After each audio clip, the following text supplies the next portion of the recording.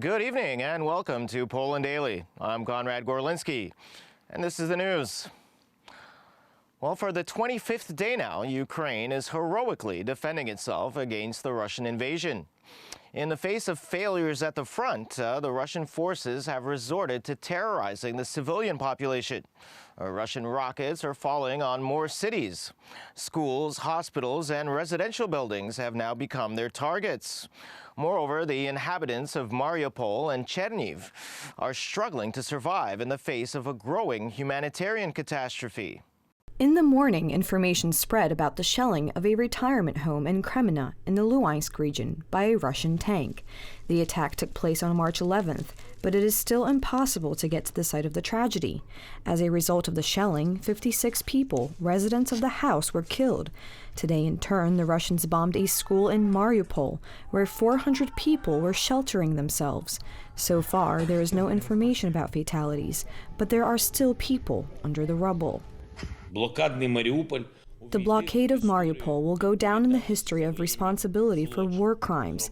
What the occupiers did to the peaceful city was a terror that will be remembered for centuries to come.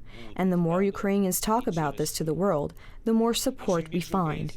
The more terror Russia uses against Ukraine, the worse the consequences will be for it. There are about 400,000 people in Mariupol. There is hunger. The bombing has continued for 2 weeks. Officials estimate that 80% of buildings in the city have been damaged. You can hear the explosions all the time. You have to see it with your own eyes as people are cooking food in the yard. Then someone hears the plane coming and screams. The whole crowd rushes to run away. This is a state of horror when you walk around town and see missile craters everywhere. Russian forces have been resisted in almost all directions from which they attacked. The spokesman for the Ukrainian Ministry of Defense, Alexander Motuzianik, assured on Saturday. In the last few days, he added, Ukrainian soldiers have pushed Russian troops 70 kilometers away from Kiev. Since the beginning of the war, the Russians have lost 14,700 soldiers, 476 tanks, 74 rocket launchers, 96 aircraft, and 118 helicopters, among others. The Ukrainian military also announced the death of another Russian general this morning. The Ukrainian armed forces liquidated the deputy commander of the Black Sea Fleet of the Russian Federation, captain of the first rank, Andrei Pali, for his military and political work. Good morning, we are from Ukraine. Ukraine's Deputy Prime Minister, Olha Stefanishyna, said today that the losses on the Ukrainian side are much greater among the civilian population than in the military. She also mentioned that Russian soldiers would be brought to justice for war crimes, raping women, and killing children. We have more than 2,000 cases, criminal cases, opened in our prosecutor's office. We have the permanent information of the International Red Cross organization, and each and every soldier who has committed this war crime, by order or not, will be held accountable. Be sure, Russian soldiers, that we fix and see it all, and Ukrainian women will stand for each other, and we will prevail. The deputy head of government also called on states around the world to take more decisive steps to contain Russia. Ukraine will resist as long as it's needed to make sure that no terror, no massive murdering, no genocide is committed on this land in the 21st century. But it is absolutely clear that only Ukrainian army and only Ukrainian president will not be able to withstand it alone. It's really important that all political leaders around the world, from US to European Union and Asia, would stay united and establish the anti-war coalition. And only these joint efforts will allow us to prevent this massive genocide and murdering in the 21st century. This was the 25th day of the invasion. Although the Ukrainian army is holding back the advance of Russian forces, the losses among the population and civilian infrastructure are growing at an alarming rate. The United States and the United Kingdom are urging China to condemn Russian aggression against Ukraine. At the same time, more and more countries are joining in the aid effort and expressing solidarity with the Ukrainian nation. Pope Francis also continues to call for an immediate end to the conflict. This morning, the British Defense Ministry assessed that the Russian army is likely to continue the massive shelling of Ukrainian cities. Over the past week, Russian forces have made limited progress in capturing these cities. Instead, Russia has increased its indiscriminate shelling of urban areas, resulting in widespread destruction and large numbers of civilian casualties. It's likely Russia will continue to use its heavy firepower to support assaults on urban areas, as it looks to limit its own already considerable losses, at the cost of further civilian casualties. British Prime Minister Boris Johnson today called on China to abandon its neutral stance on the war in Ukraine and condemn the Kremlin's attack on the sovereign country. As time goes on and as the number of Russian atrocities pile up, I think it'll become increasingly difficult and politically embarrassing for people who actively or passively approve of Putin's invasion. Officially, the Chinese authorities still do not support any of the sides in the case of the armed conflict in Ukraine. The United States has threatened the Chinese authorities with severe sanctions if they support Russia. In a statement published today, the Chinese Ministry of Foreign Affairs did not condemn the Kremlin's aggression against Ukraine. At the same time, the Chinese side blamed NATO for the war, also criticizing the sanctions imposed on Russia. China will never accept any external coercion or pressure in international relations.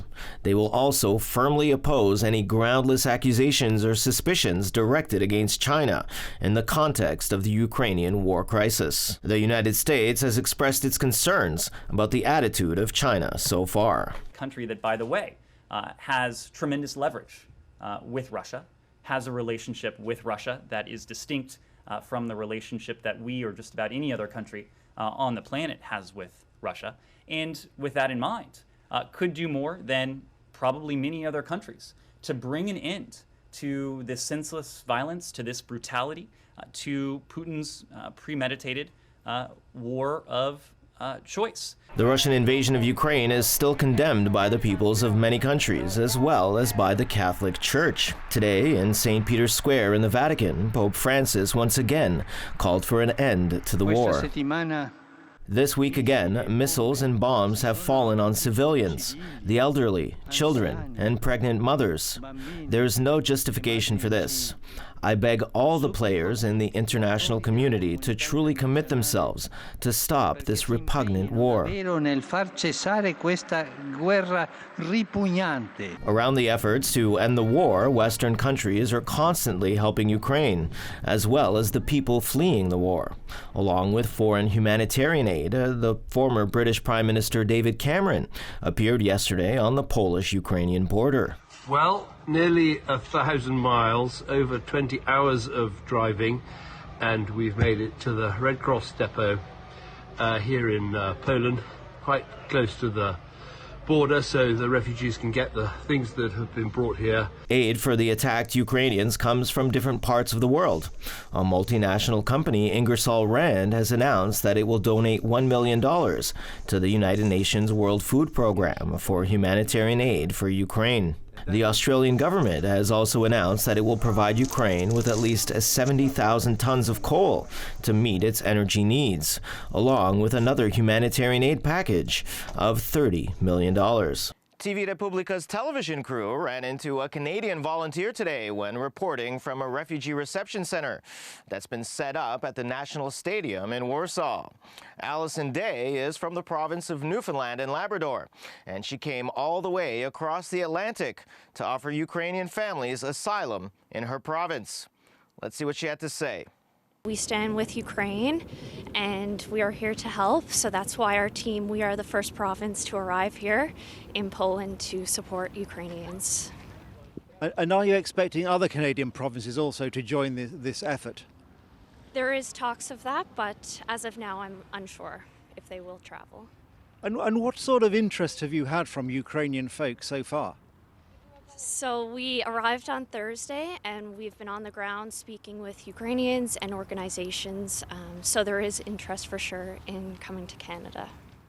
And probably it's an odd question at a time of crisis, but are you looking for particular sorts of people? Any individuals looking to come temporarily or transition to permanent residency in Newfoundland and Labrador are welcome.